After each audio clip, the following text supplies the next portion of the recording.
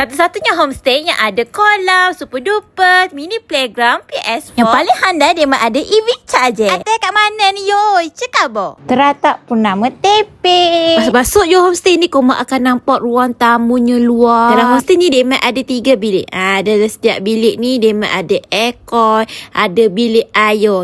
Dalam setiap bilik tu ada bilik air. Bilik pertama ada katil queen dengan baby cot.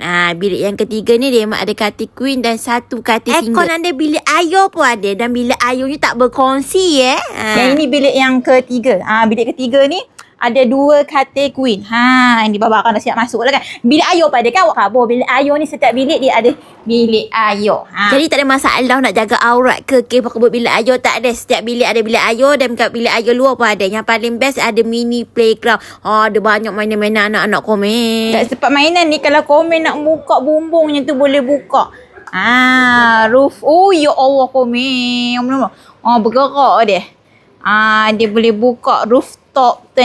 Ni adalah dapur demo, dan dapur demo ni boleh masak dan komplit komen perkakasnya babak. Ada microwave, blender, air fryer, koyok nasi, toaster. Kamu boleh ada washing machine, boleh kamu basuh baju. Homestay ni memang sesuai untuk budak-budak sebab ada kolam, ada super duper. Memang mocah lah komen. Ingkar dia ni. Untuk orang besar boleh lah main FIFA, PS4 tu. Lepas itu boleh naik kursi urut komen. Homestay ni ada kursi urut kukur dan penapis air. Seronoknya homestay ni dalam kawasan kampung komen, tenang. Bila malam pula boleh buat bakar-bakar komen BBQ. Sebab dekat homestay ni memang dah disediakan tempat komen untuk bakar-bakar. Dalam kawasan homestay ni, belakang homestay ni ada tiny house. Kiranya kalau keluarga komen besar, komen nak tambah bilik tu, komen ambil lah tiny house ni. Ada satu katil queen dan dalam tiny house ni ada siap bilik air komen. Siap ada bilik air, TV, aircon dalam tiny house komen ni. Jangan risau, parking dekat homestay ni memang lu halah komen kereta elektrik. Jangan risau juga, dekat sini dia memang ada EV charger. Atau pendengar lagi, mohlah komen kontak nombor yang you bagi ni ataupun komen follow akaun Terletak Purnama Tepin. Ate komen.